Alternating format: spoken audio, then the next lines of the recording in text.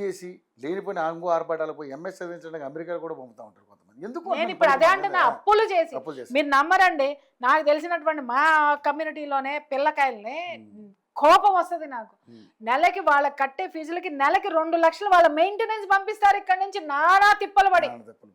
ఎందుకు వచ్చిన కర్మ? ఏం కర్మ అండి, 4 సంవత్సరాలు 2 సంవత్సరాలు అక్కడ చదివితే 25 లక్షలు మళ్ళీ వాళ్ళు తిరిగి వచ్చేసరికి వీళ్ళు పంపించిన 25 లక్షలు 50 లక్షలు అప్పై కూర్చుంటుంది. మళ్ళీ ఆడ అక్కడ సంపాదించిన ప్రతిదీ ఇక్కడ అప్పులు తీసుడు.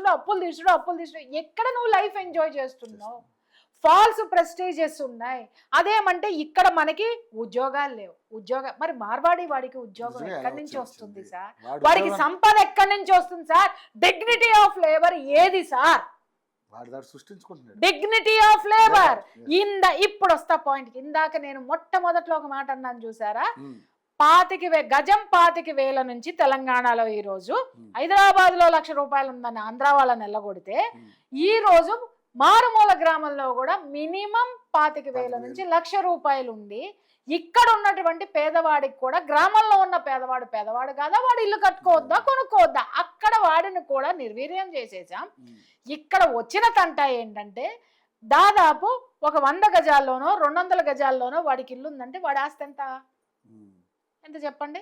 కమ్సే కమ్ 1,00,00,000 మా వాడు పనిచేయడు, ఆడికి 1,00,00,000 రూపాయలు ఆస్తుంది, 2 కోట్లు ఉన్నాయి, ఆడికేం అవసరం ఉంది?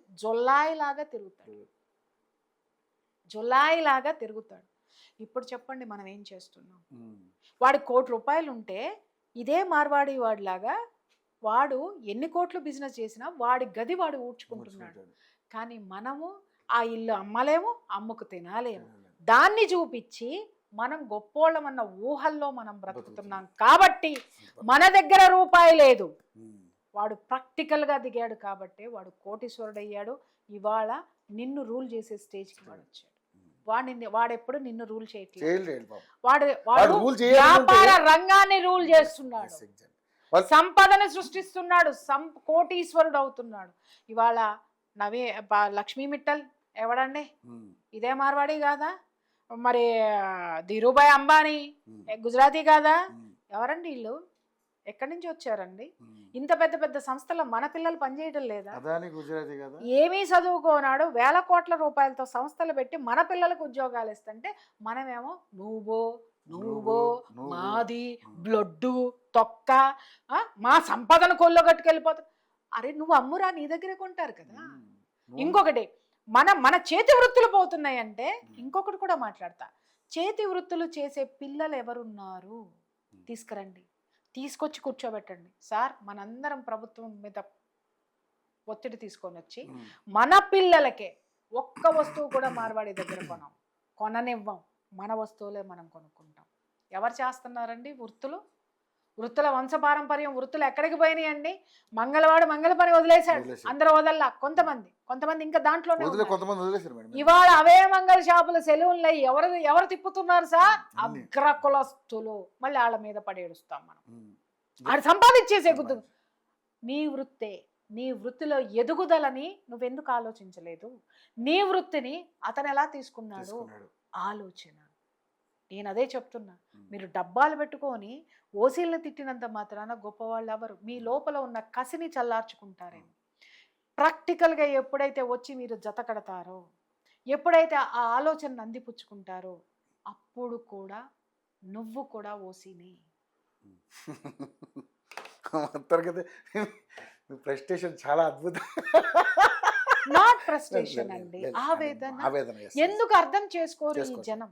ఎవడో పిలుపునిస్తే తయ్యామని బయలుదేరుతున్నారు. కింద కామెంట్లు పెట్టేవాళ్ళు, మీ వృత్తి ఏంటి? మీ వృత్తిని మీరు ఎంత గౌరవిస్తున్నారు? డిగ్నిటీ ఆఫ్ లేబర్ ఎంత గౌరవిస్తున్నారు? ఎవరు నేను పలానా అని చెప్పుకోగలిగే స్థితి నుంచి మిమ్మల్ని గిల్ట్లోకి నెట్టింది ఎవరు? ఏమండి వాళ్ళు నేను అడుగుతున్నానండి, మనం ఓసీలమని మాట్లాడుతున్నాం కదా, ఒక మంగలి లేకపోతే మనకి పనులు వెళ్తాయా? ఒక చాకలి లేకపోతే పనులు వెళ్తాయా? అలాగే మిగిలిన ఎస్సీ ఎస్టీలు లేకపోతే మనకి పనులు వెళ్తాయా? మనందరం కూడితేనే మనం.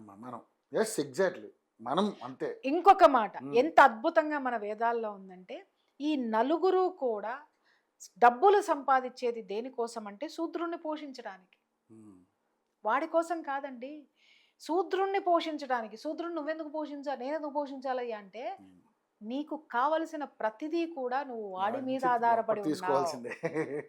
నువ్వు వాడి మీద ఆధారపడి ఉన్నావు. ఈ సూత్రము ఉన్నవాడు నేను దిగువ జాతి అనేటటువంటి వాడు వీళ్ళిద్దరూ కూర్చుని ఆలోచిస్తే అద్భుతమైనటువంటి శకం స్టార్ట్ అవుతుంది. నిజమేనండి, ఎవడెవడు తక్కువ కాదు, ఎవ్వరు తక్కువ కాదు. నేను చెప్తున్నా, నా డ్రైవర్ లేకపోతే నాకు డ్రైవింగ్ రాదండి. నా డ్రైవర్ లేకపోతే నేను నా పరిస్థితి ఏంటి?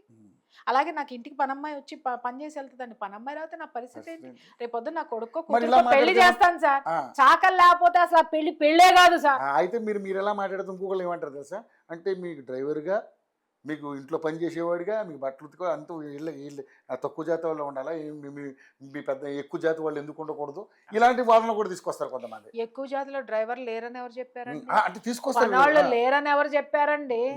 అంటే మీకు కనిపించే సోకాళ్ళు నలుగురినే మీరు దృష్టిలో పెట్టుకున్నారు. వాళ్ళ మీద కసితోటి జాతి మొత్తానికి ఇది చేస్తే, ఇప్పుడు ఈ మా కమ్యూనిటీలోనే అడుగు తినే వాళ్ళు ఎంతమంది లేరు? బ్రహ్మాండంగా. ఓసీల్లో ఎంతమంది లేరండి? ఎవరు వాళ్ళకి చేయూతనిస్తున్నారు? ఇంకొక మాట, ఓసీలు ఎందుకు ఎదుగుతారో చెప్పమంటారా? రిజర్వేషన్ లేవు, వాడికి ప్రభుత్వం నుంచి వచ్చేటటువంటి ఫ్రీ పథకాలు ఏమి ఉండవు, వాడికి భయం, నా ఎవడు లేడు, నేను అనాథని, కాబట్టి నేను బలంగా తయారవ్వాలి, నన్ను నేనే బిల్డ్ చేసుకోవాలి. This is the secret. This is the secret. వీళ్ళేంటి, ఎవరి మీద ఆధారపడి బతకాల్సిన అవసరం లేదు. ప్రభుత్వం మాకు ఇవ్వాలి. ప్రభుత్వం ఎన్ని ఇస్తుంది సార్? ప్రభుత్వం నీ జీడిపి ఎంత ఉంది, నువ్వు ఎంతమంది జనం ఉన్నారు, ఎన్ని ఉచిత పథకాలు ఇస్తుంది? అరే వాగ్దానాలు ఏ ప్రభుత్వం అయినా గెలవడానికి ఇస్తుంది, తీర్చేవి ఎన్ని ఉంటాయి? మనం కడుతున్నాం సార్, పుచ్చుకునేవాడు కట్టట్లేదు సార్, అది సస్తున్నాం కదా. నేను పొద్దున్న లెగిస్తే నా బాధ అదే, అరే నేను సంపాదించిన దాంట్లో 30% ట్యాక్సులకి వెళ్ళిపోతుంది. వినండి, 30% ట్యాక్సులకి వెళ్ళిపోతుంది. ఆ తర్వాత నా జీతాలు కానీ లేకపోతే నా ఇంటి అవసరాలు కానీ ఎంత పర్సంటేజ్ వెళ్ళిపోతుంది? ఏం మిగులుతుంది సార్ నాకు? మరి నేను ట్యాక్స్ తగ్గొచ్చుగా, కానీ నా మనసు ఒప్పుకోవాలి కదా. ఇప్పుడు నేను ఒకరిని క్వశ్చన్ చేసేటప్పుడు ఎంతో కొంత నేను కూడా నిజాయితీగా ఉండాలిగా. ఉన్న తర్వాతే కదా మాట్లాడాలి. నా బాధ్యత నేను నిర్వర్తించినప్పుడే కదా నాకు వాయిస్ వస్తుంది. ఇది ప్రతి ఒక్కళ్ళు కొంచెమన్నా ఫీల్ అయితే డెఫినెట్గా సర్వే జనా సుఖినో భవంతు. నిజంగా అండి, నిజంగా మీరు అన్న మంచి వ్యాలిడ్ పాయింట్స్ అన్నీ కూడా అదొక్కసారి జనం కూడా ఆలోచించాలి. సరే, పొలిటీషియన్స్ వాళ్ళ రాజకీయ లబ్ధి కోసం మనుషుల్ని ఏ రకంగా ఉపయోగించుకుంటారు. దయచేసి అట్లాంటి ట్రాప్లో పడకుండా మనం సమాజంలో ఏ విధంగా బిల్డ్ అవ్వాలి, ఎలా బతకాలి, ఎలా మనం రూపాయి సంపాదించుకోవాలని దాని మీద కాన్సన్ట్రేషన్ పెడితే మనల్ని మించిన తోపు ఎవడ ఉండడు. కాబట్టి ఆవిడన్న మాటలు 100% నేను కూడా ఏకీభవిస్తా. నిజంగానే ఇప్పుడు మార్వాడి వాళ్ళు నిజంగానే మన మీద దాడి చేసో మన మీద పెత్తనం చెలాయిస్తే మనం సహించాల్సిన అవసరం లేదు. బట్ వాళ్ళు వ్యాపారాలు మాత్రమే సార్. వాళ్ళు దాడి చేసి పెత్తనం చేస్తే ఫస్ట్ తిప్పి కొట్టేదే మనం. అదే అంటున్నా, మనం ఓసీలకు పడదాం. అవును, ఎందుకు వాడి మీద ఇంకొకటి వచ్చి పతనం చేస్తే ఎందుకు ఊరుకుంటాడు? అస్సలు ఉన్నాం, ఎందుకంటే అహంకారం వీడికే ఎక్కువ ఉంటుంది.